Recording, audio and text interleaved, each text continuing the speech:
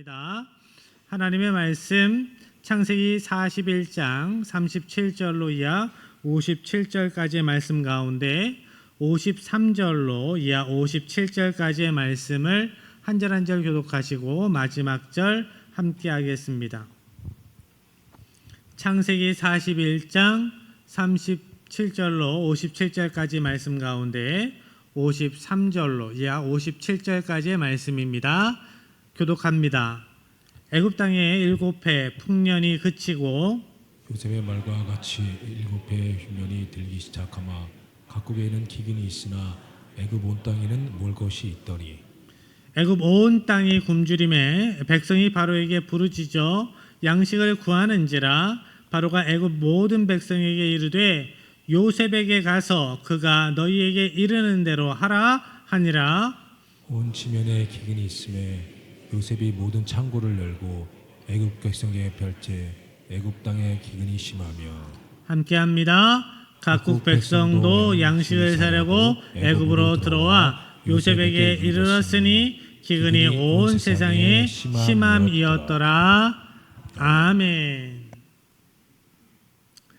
대부분 세상 사람들은 자기가 가진 것으로 인생을 잘 살아갈 수 있다라고 생각을 합니다. 건강한 사람은 건강을 의지하고 돈이 있는 사람은 돈을 의지하고 권세가 있는 사람은 권세를 의지해서 하나님 없이도 잘 살아갈 수 있다라고 생각을 합니다.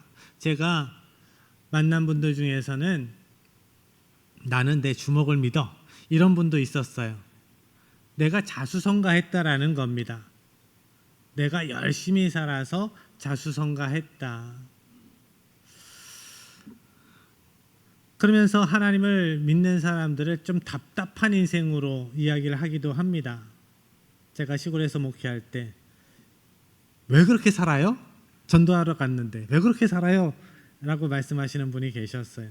그런데 자기가 믿던 건강, 자기가 믿던 어떤 물질, 자기가 믿던 세상의 능력, 자기의 똑똑함이 흔들릴 때 그것이 착각이었다라는 것을 알게 되지요. 인간은 결국 한계를 가진 연약한 존재임을 깨닫게 됩니다. 그래서 평안할 때는 하나님을 찾지 않던 사람들도 인생이 흔들리면 하나님의 도우심을 구하게 되지요. 오늘 본문에 등장하는 애굽이라는 나라가 그랬습니다. 애굽이라는 나라는 그 당시에 최강대국이었습니다. 경제력이 좋았습니다. 군사력도 강했습니다. 그도 그럴 것이 그 애굽이라는 나라의 중앙을 관통하는 나일강이 있는데 그 나일강의 수원이 열대 우림, 적도 열대 우림 지역이었습니다. 비가 많이 오는 그곳에서 물이 흘러오니까 나일강이 마를 일이 없었습니다. 농사가 잘 됩니다. 모든 것이 풍요롭습니다. 그래서 다른 나라 사람들이 애굽이라는 나라를 보면서 참 부럽다. 저 나라 부럽다. 저 나라는 절대로 무너지지 않을 거다. 복받았네 라고 생각했습니다. 그렇지만 하나님께서 그 나라에 기근을 내리셨을 때 얼마 지나지 않아 그 애굽이 쌓아온 그 시스템, 그 능력이 얼마나 부질없는 것인지 드러나게 됩니다. 그때 하나님의 사람 요셉이 역사의 중앙 무대로 떠오르게 되지요.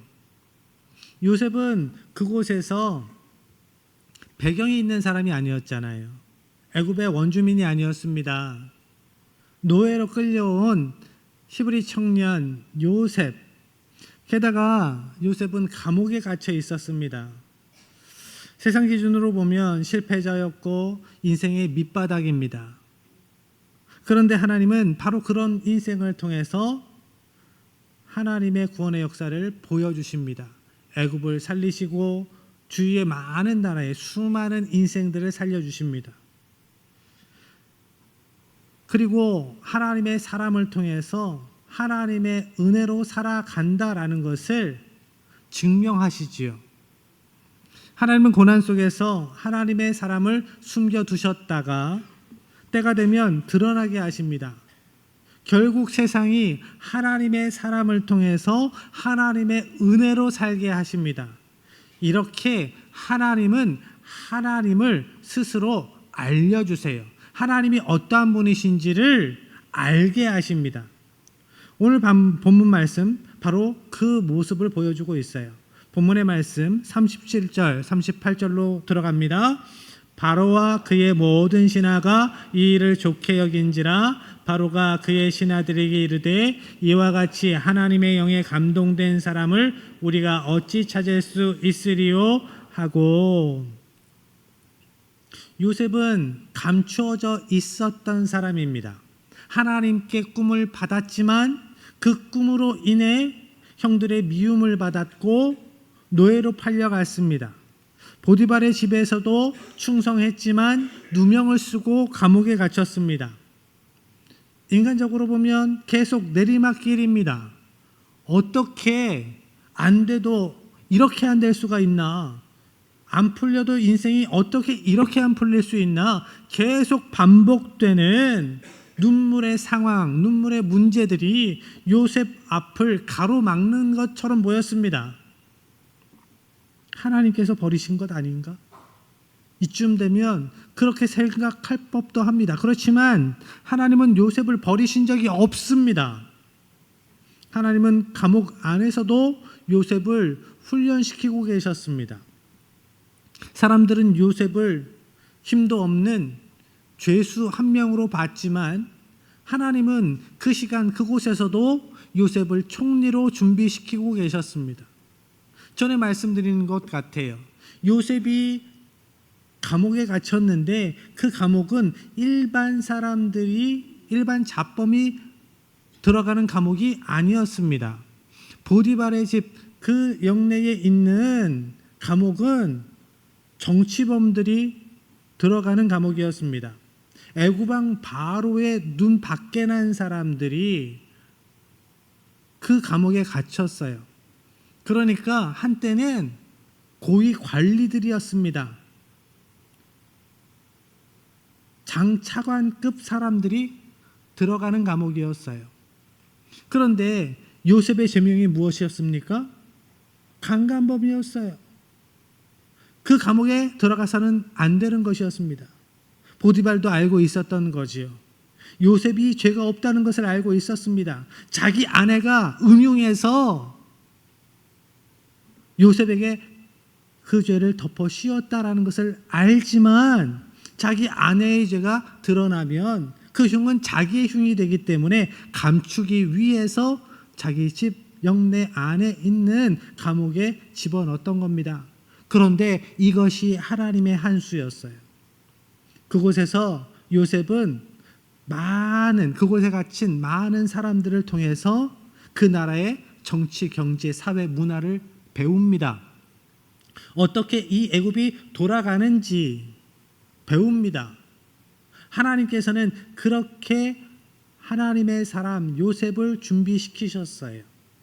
나중에 애굽왕 바로 앞에 섰을 때에 꿈을 해석하는 것뿐만 아니라 어떻게 준비해야 할지 그 양까지도 정확하게 제시할 수 있었던 것은 하나님께서 그 시간 그 많은 사람들을 통해서 요셉을 준비시키셨기 때문이에요. 어느 정도를 준비해야 될지 가늠할 수 있도록. 요즘 말로 그 감옥에 농림부 장관도 있었던 것 같아요. 한때 국방부 장관을 했던 사람도 있었던 것 같아요. 그런 사람들에게 애굽의 규모를, 경제 규모를 어떻게 돌아가는지를 배웠습니다. 하나님은 이렇게 준비시키셨어요. 사람들은 실패라고 생각했지만 하나님은 그 시간까지도 구원의 과정으로 이용하셨습니다. 사용하시고 계셨어요. 그리고 하나님께서는 때가 되었을 때 요셉을 단숨에 들어 올리십니다. 애굽에는 수많은 지혜자와 전문가들이 있었습니다. 제국이라는 이름이 어울릴 정도로 큰 나라였습니다. 한반도 우리 작은 이 나라에도 얼마나 많은 전문가들이 있습니까? 얼마나 뛰어난 사람들이 있습니까? 그런데 그 누구도 애굽왕 바로의 꿈을 해석하고 바로가 고민하는 그 문제를 해결할 수 있는 사람이 없었다라는 거죠. 이상하지 않습니까? 요셉이 바로의 꿈을 해석할 때 그 정도의 꿈 해석은 나도 할 수 있겠는데? 라는 생각을 해본 적이 없으신가요?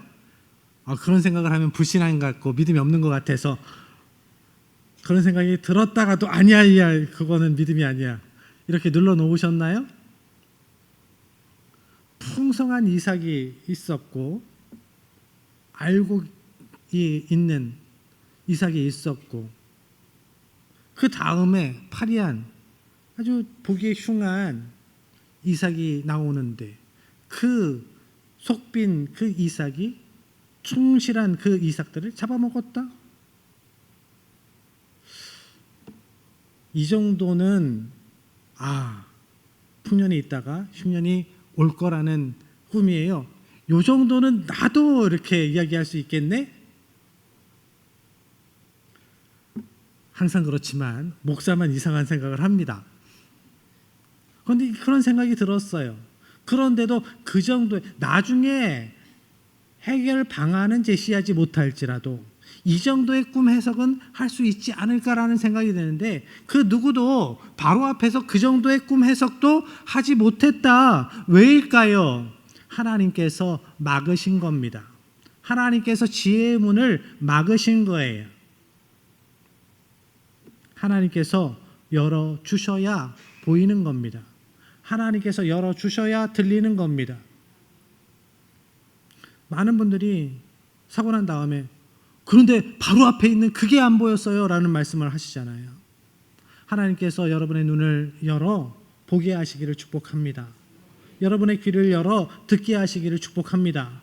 그래서 하나님께서 피할 길을 내셔서 안전하게 평안하게 살아가는 하나님의 백성의 삶이 여러분의 삶이기를 축복합니다. 하나님께서 필요할 때 그 땅에 지혜자들의 전문가들의 지혜를 막으셨어요. 지혜를 멈추게 하셨습니다. 세상의 지혜를 멈추시는 하나님. 그때 감옥에 있던 히브리 청년 요셉이 불려 나옵니다. 그리고 요셉이 하나님께서 주신 지혜로 꿈을 해석하고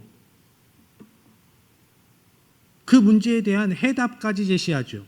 물어보지도 않았는데 7년 풍년 후에 7년 흉년이 올 겁니다. 왕이여 그때를 대비해야 합니다.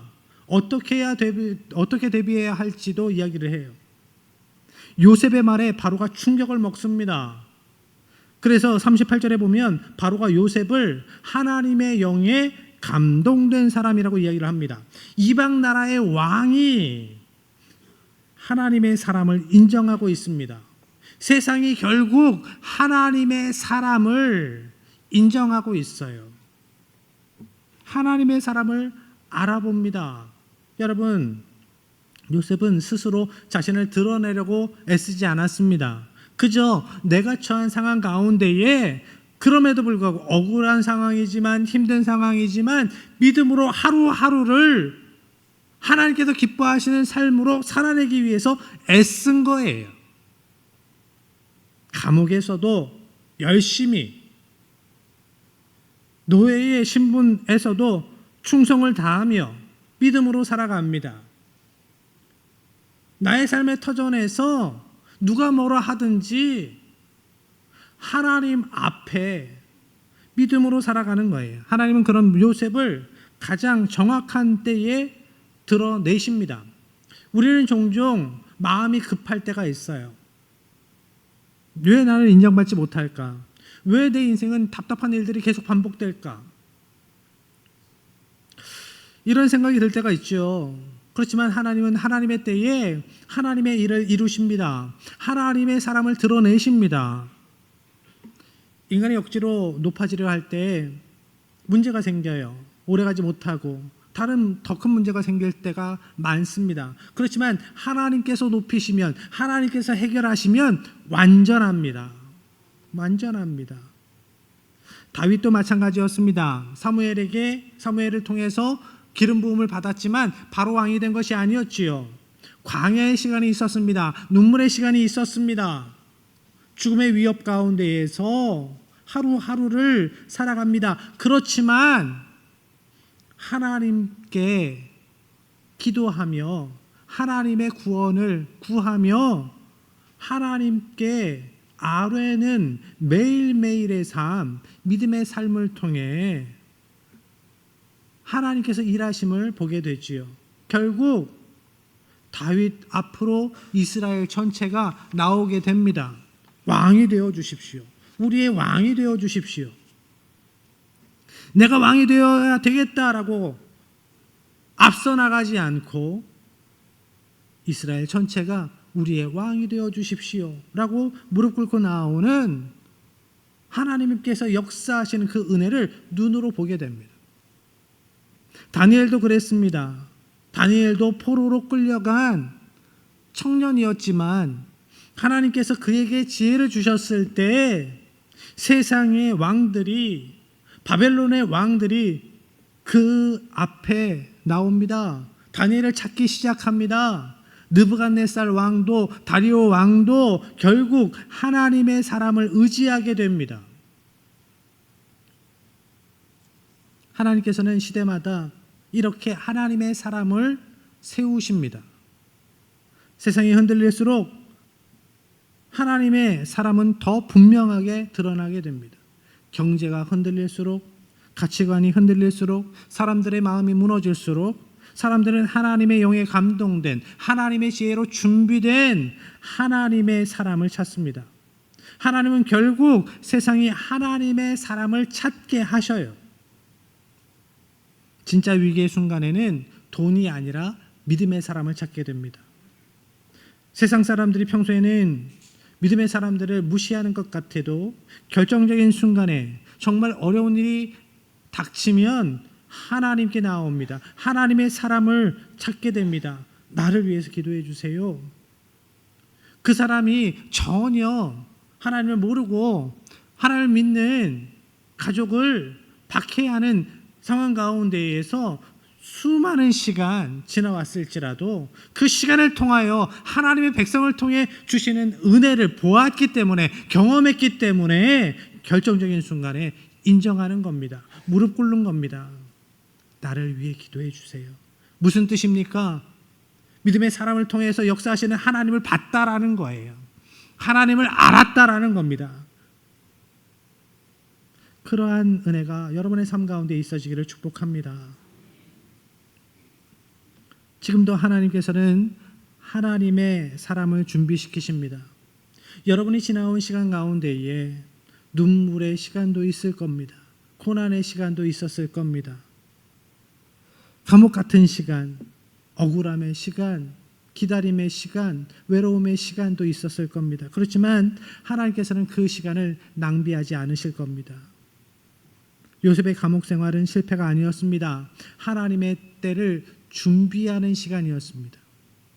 여러분의 눈물도 눈물로 끝나지 않을 것을 믿습니다. 여러분의 기도가 하나님께 상달되어서 기도의 응답으로 살아가는 하나님의 백성 되시길 바랍니다. 큰 간증으로 살아가는 하나님의 백성들 되시길 바랍니다.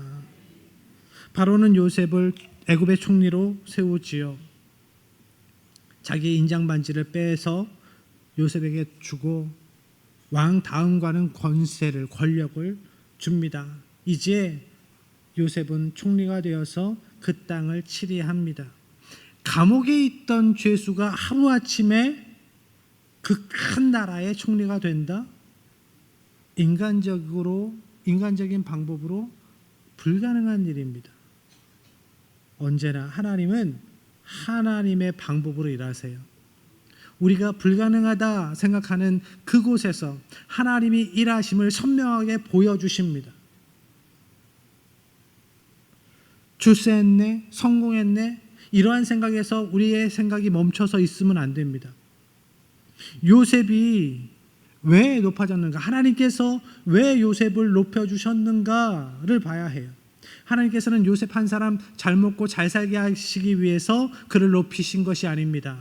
수많은 인생을 살리시기 위해서 요셉을 높여주셨습니다.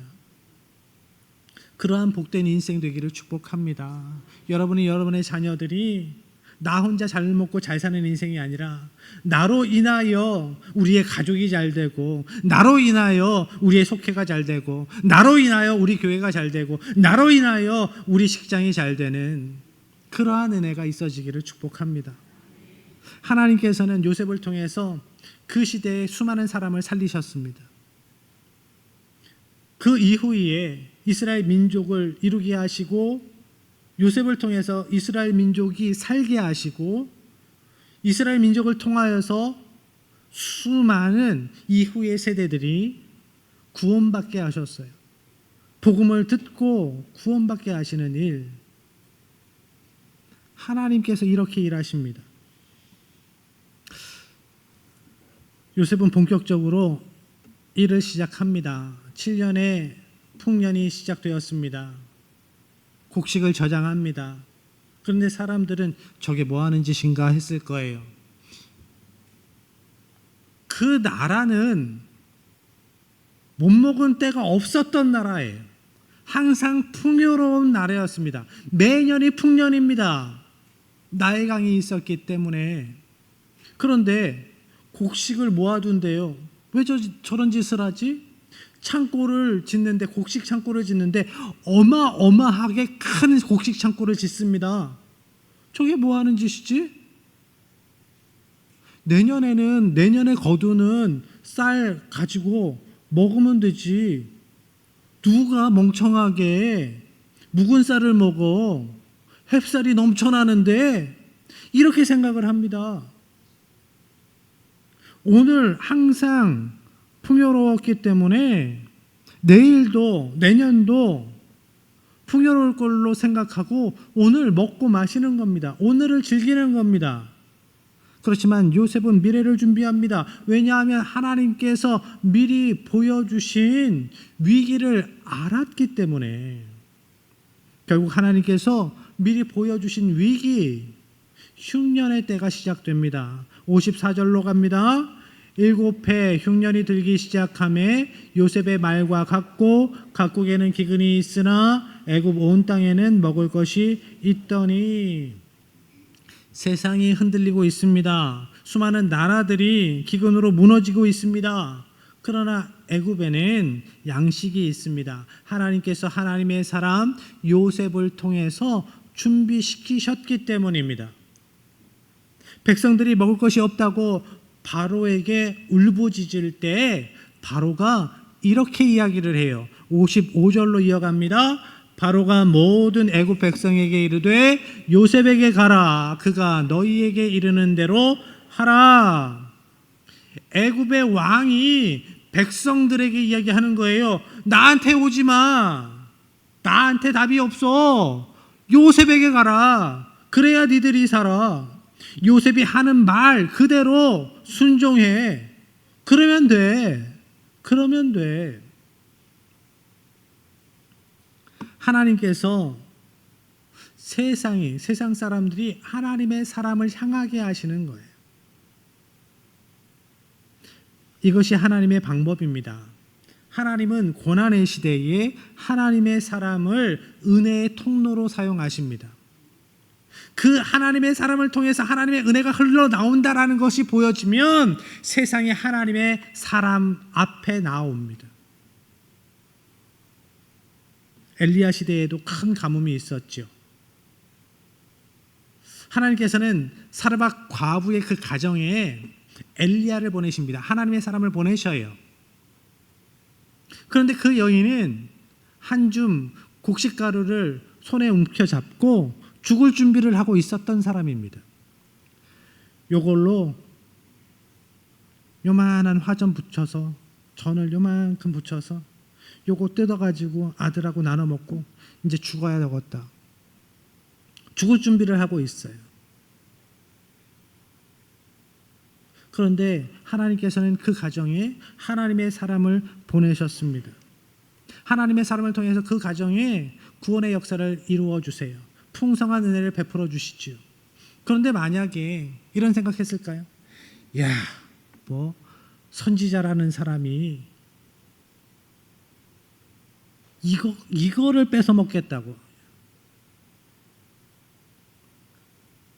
이런 생각에 순종하지 않았다면 어떻게 됐을까?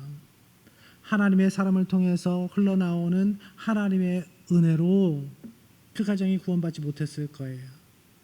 여러분 주위에 하나님의 은혜로 살아가는 분이 있다면, 하나님께서 기뻐하시는 사람이 있다면 그분들과 어떻게 해야 돼요? 친하게 지내야 해요. 친하게 지내야 해요. 그 덕 좀 봐야지. 그 덕 좀 봐야지.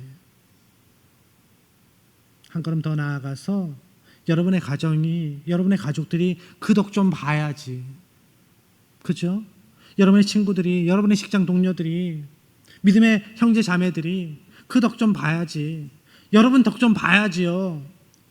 하나님께서 기뻐하시는 이 권사님의, 최 권사님의 그 삶을 보면서 하나님,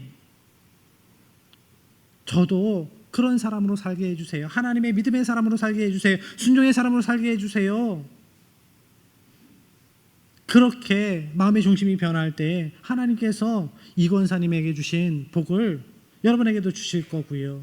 최 권사님에게 주신 은혜를 여러분에게도 주실 거예요. 그렇게 같이 누려야지요. 같이 누려야지. 믿음의 사람뿐만 아니라 결국에는 세상도 하나님의 은혜 없이는 살아갈 수 없습니다. 돈으로 해결할 수 없는 문제가 얼마나 많아요. 인간의 지혜로 풀리지 않는 문제들이 너무나 많습니다. 과학이 발전해도 인간의 죄의 문제가 해결되지 않습니다. 공허함이, 공포감이 해결되지 않습니다. 사람의 마음 가운데 있는 문제들이 해결되지 않아요. 그래서 하나님은 하나님의 사람을 세우십니다. 교회를 세우시고 하나님의 사람을 세상 가운데에 보내십니다. 교회를 통해서, 하나님의 백성들을 통해서 하나님께서 은혜의 하나님이신 것을 알게 하시고 평강의 하나님이신 것을 보게 하십니다. 하나님 안에, 믿음 안에 소망이 있음을 알게 하십니다. 우리가 기억해야 할 것이 있어요. 하나님의 사람은 은혜를 독점하지 않는다라는 거예요. 여러분, 하나님의 복을 여러분이 독점하지 마세요. 여러분이 은혜 받았으면 은혜를 흘려보내야 합니다. 여러분 덕을 좀 봐야지요. 은혜의 사람의 덕을 봐야지요. 요셉은 양식을 그냥 쌓아놓지만 않았습니다. 자기만 누리지 않았습니다. 애굽 백성들에게 나누었고 다른 나라 사람들에게도 열어주었습니다. 은혜 받은 사람은 은혜를 나누는 사람이 되어야 해요. 위로를 받은 사람은 위로하는 사람이 되어야죠. 믿음으로 구원받은 사람은, 살게 된 사람은 살리는 사람 되어야죠. 여러분의 가정도 마찬가지입니다. 하나님은 한 사람의 믿음을 통해서 온 가족을 살립니다. 하나님께서 여러분의 기도를 통해서 여러분의 가정을 붙드셔요. 여러분의 믿음을 통해서 자녀 세대를 믿음 가운데 붙들어 주십니다. 한 사람의 신실함을 통해서 하나님은 믿음의 공동체를 지키십니다. 여러분이 그 한 사람이 되어야 합니다. 하나님께서 여러분을 통해 여러분의 가정을 살리고, 여러분의 가족을 살리고, 여러분의 직장을 번성케 하고 주님의 몸된 교회, 우리 교회를 부흥케 하실 줄로 믿습니다. 하나님, 그러한 은혜의 통로 되게 해주세요. 이것이 우리의 기도여야 합니다.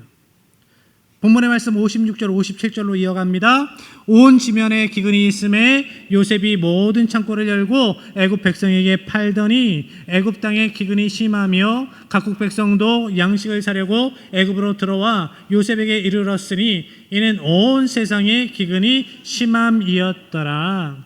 기근은 애굽만의 문제가 아니었습니다. 온 세상의 문제였습니다. 사람들이 살기 위해서 애굽으로 몰려옵니다. 그 중심에 요셉이 있습니다. 세상은 지금도 기근 가운데 있습니다. 눈에 보이는 기근만이 기근이 아니지요. 사랑의 기근이 있습니다. 진리의 기근이 있습니다. 희망의 기근이 있습니다. 많은 사람들이 많은 것을 가지고 있어도 그 영혼이 메말라 갑니다. 그래서 사람들이 끊임없이 뭔가를 찾지요. 뭔가를 더 가지려고 하지요. 그런데 돈을 많이 벌어도 내가 계획한 것보다 더 많이 벌어도 공허합니다. 만족함이 없습니다. 성공해도 우울합니다. 왜 그럴까? 왜 그럴까? 인간의 영혼은 하나님 없이는 만족함이 없도록 세팅되어 있기 때문이에요. 하나님께서 그렇게 창조해 놓으셨기 때문입니다.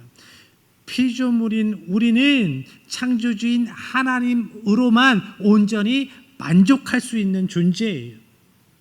그래서 하나님 없는 성공은 성공이 아닙니다. 하나님 없는 출세는 진정한 출세가 아닙니다. 예수님께서 말씀하셨어요. 요한복음 6장 35절 함께합니다. 나는 생명의 떡이니 내게 오는 자는 결코 줄이지 아니할 터이요. 예수님께서 이 땅에 왜 오셨습니까? 우리를 먹이시기 위해서 오셨어요. 우리를 채우시기 위해서 오셨어요. 우리의 영혼의 갈급함을 해결해 주시기 위해서 오셨습니다. 우리를 살리시기 위해 오셨어요. 결국 사람은 하나님께로 돌아와야 합니다. 그래야 살아요. 하나님의 은혜를 먹고 살아야 합니다. 하나님은 오늘도 하나님의 사람을 통해서 은혜를 흘려보내십니다. 때로는 고난을 통해서 하나님의 은혜를 알게 깨닫게 하실 때가 있어요. 사람이 평안할 때는 하나님을 찾지 못하지만 고난의 때에 하나님을 기억하기 때문에 그렇게 하실 때가 있습니다. 탕자도 그랬죠. 아버지 집을 떠나서 마음대로 살았습니다. 그렇지만 결국 먹을 것이 없는 기근 가운데에 하나님을 아버지를 기억합니다. 아버지의 집을 기억합니다. 아버지의 집으로 돌아갑니다. 기근이 그를 아버지께로 향하게 만들었습니다. 여러분이 만난 고난도 어쩌면 여러분의 영혼을 살리시기 위한, 하나님께로 더 가까이 가게 하시기 위한 시간일 수 있습니다. 하나님은 결코 우리를 망하게 하시는 하나님이 아니십니다. 오늘 하나님의 놀라운 구원의 역사를 믿음으로 기대하시길 바랍니다. 하나님은 하나님의 사람을 통해서 또한 그 은혜를 세상 가운데 흘려보내십니다. 여러분이 하나님의 놀라운 구원의 은혜를 경험하고 그 은혜를 흘려보내는 은혜의 통로 되시기를 바랍니다. 구원의 하나님을 만나 경험하고 큰 구원의 간증으로 살아갈 때 여러분을 통해 여러분의 자녀 손들이, 여러분의 친구들이, 우리 믿음의 지체들이 더욱더 하나님의 은혜를 함께 누리는 은혜가 있어지기를 주님의 이름으로 간절히 축복합니다.